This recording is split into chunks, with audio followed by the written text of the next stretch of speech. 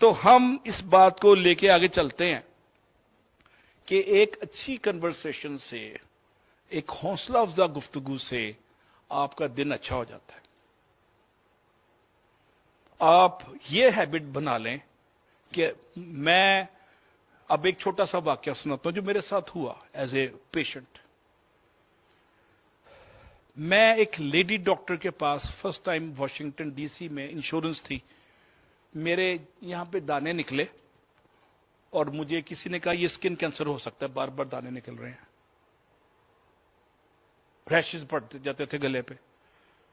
تو میں نے سوچا کہ یہ 26-27 سال میں لگتا ہے کہ کینسر کی طرف جا رہا ہوں میں، وسوسے آ جاتے ہیں. اس سے پہلے لاہور میں بھی 2-3 سال پہلے مجھے ایسے ہوا تھا.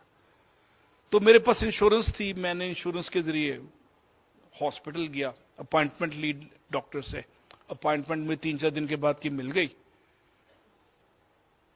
تو ٹو مائی سرپرائز مجھے باہر بٹھا دیا انہوں نے لابی میں.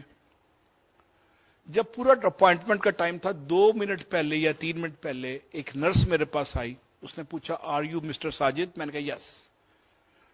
امریکنز جے کو آئی بولتے ہیں، جے کو آئی بولتے ہیں. شاہید کا اس نے مجھے بولا، میں کہا یس آئی ایم.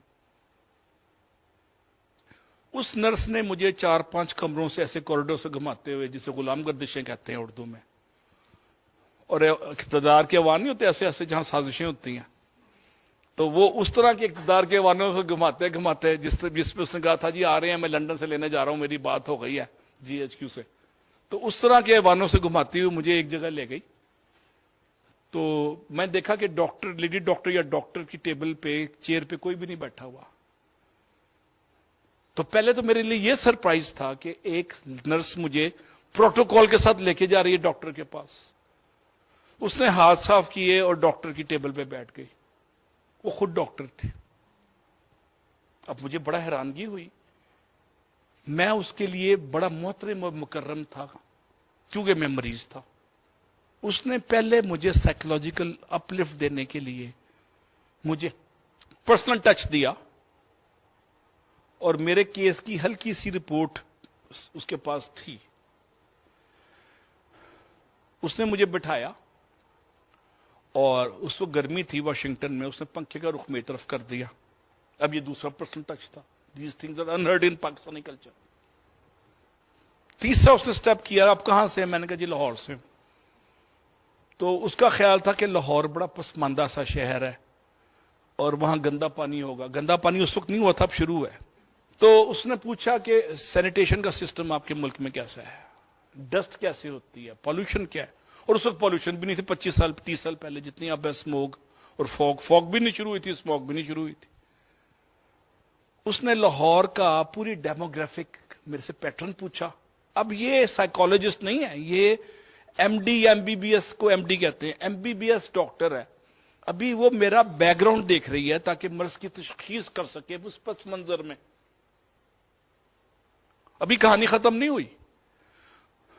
اس نے مجھے سٹیبل کیا کیونکہ میں نیا امریکہ گیا تھا اور دیسی بندہ تھا، اور ہائی ٹیک ڈاکٹر کو دیکھ کے، ہائی ٹیک ہاسپٹل جہاں ہر چیز میکینیکل آپریٹ ہو رہی تھی، لیزر بیم، اور یہ ایسے بٹن دباؤ تو سٹارٹر کے دروازے کھل جاتے تھے، ایسے بٹن دباؤ تو اوپر نیچے آ جاتی تھی چیزیں.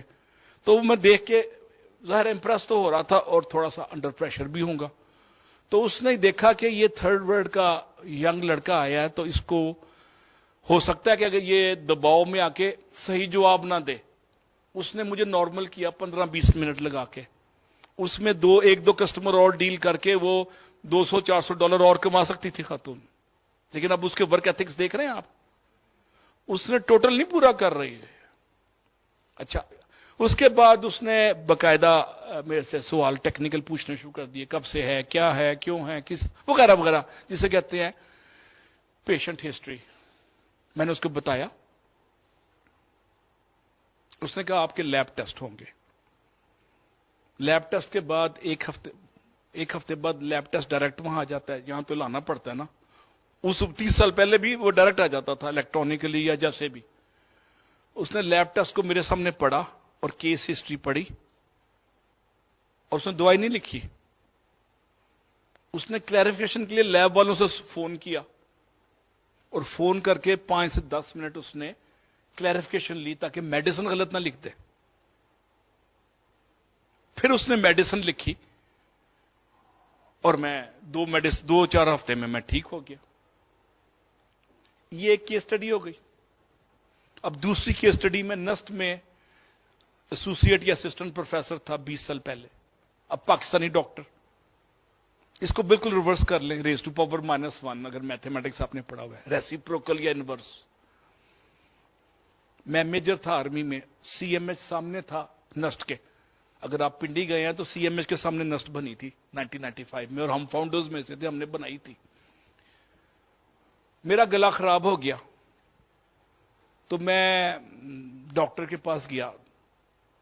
नस्ट में हम यूनिफॉर्म नहीं पहनते थे, तो नाम लिखा हुआ था चिट पे मेजर, और सामने डॉक्टर जो एक्सपर्ट था वो ब्रिगेडियर था। उसने मुझे मरीज के तौर पे नहीं लिया, उसने मुझे मेजर के तौर पे लिया और मेरे से हिस्ट्री पूछे बगैर ही मेडिसिन आधे मिनट में लिख दी। मेरा गला बैठ गया था।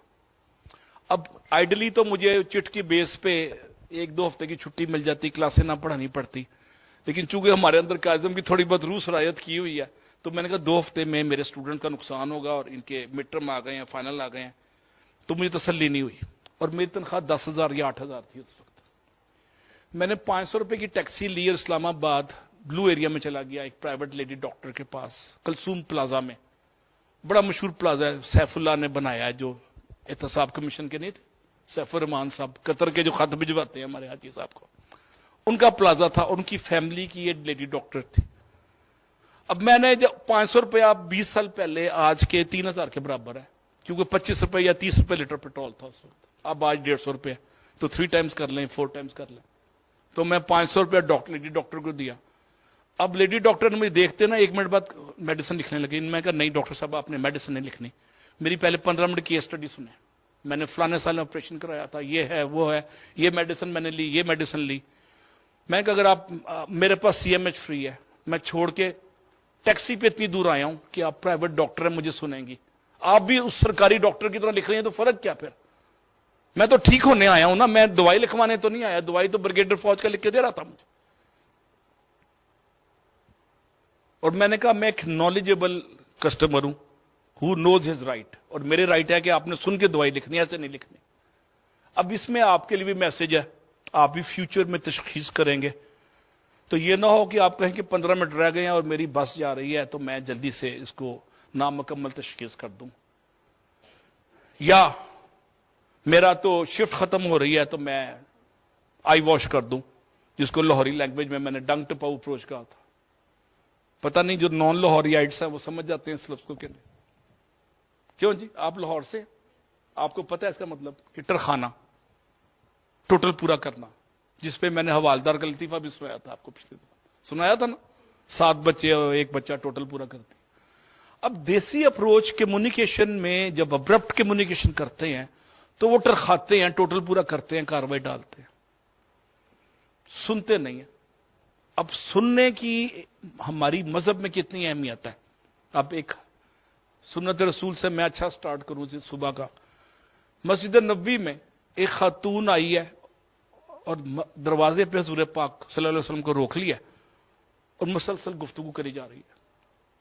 काफी देर गुजर गई, जनाब रसूल आप मस्जिद में जब तशरीफ वापस लेके गए तो जिसमें मुबारक, जिसमें अथर पसीने से शराबूर था, साहबा कराम ने अर्ज की कि ये औरत तो पागल है। आपने क्या फरमाया? आपने कहा मुझे पता है, लेकिन मैं नहीं सुनूंगा तो कौन सुनेगा? तो आपके लिए सुनना एक मजहबी अहमियत का हामिल है। कस्ट क्लाइंट को अगर आप नहीं सुन रहे तो you are certainly not doing justice with your job. एक वकील का, एक प्रोफेसर का, एक जज का, एक सालिस का, दोनों पार्टियों को सुनना बड़ा जरूरी है। उसके बाद सुनने पे वहां तक महदूद ना रहे, you should go extra mile to seek additional information from their सरप्रस्त, from their father, mother, sister, जो भी उनके साथ आई हुई, उनसे पूछें, एक्स्ट्रा इंफॉर्मेशन लें, नोट्स में ऐड करें। अगर आप नोट्स में ऐड नहीं करेंगे तो एक तहलील हो जाएगी हवा में और आपको भूल जाएंगे कि क्या उसने कहा था पिछले हफ्ते। बुलेटाइज फॉर्म में नोट्स टेकिंग एक बड़ा रॉकेट साइंस है। अक्सर और बेशतर आपको अपने नोट्स समझ नहीं आती, आपने लास्ट टाइम क्या लिखा था, तो उसको आप इतनी पेन लेनी पड़ेगी आपको कम्युनिकेशन के अंदर। आपकी सर्वाइवल, आपकी प्रमोशन آپ کی ڈیموشن، آپ کی ترقی، تباہی، بربادی، معراج، رفت، ہر چیز کا دار و مدار آپ کے کمیونیکیشن سکل پہ ہے ایز اے سائیکولوجسٹ.